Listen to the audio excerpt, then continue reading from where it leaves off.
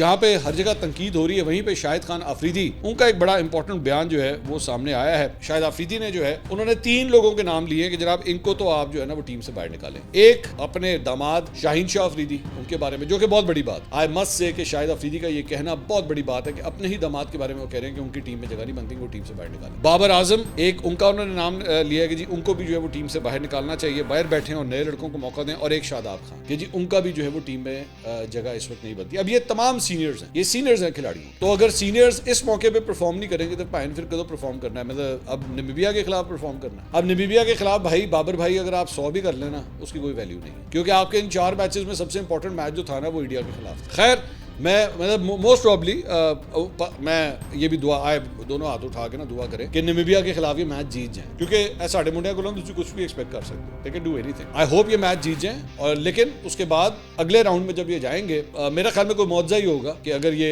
वहाँ पे जाके परफॉर्म कर लें, वरना आप समझ लें चेक करवा लें कि टिकटें वापसी की कब की हैं, क्योंकि जो जिस किस्म की परफॉर्मेंस है मुझे लगता है अगले राउंड में जाके सबसे माड़ी टीम हमारी होनी, सबसे माड़ी टीम जो है वो हमारी होनी है जिसने अगले राउंड में जाना है, जिस किस्म की इनकी परफॉर्मेंस है। बट आई होप कि they do something about it.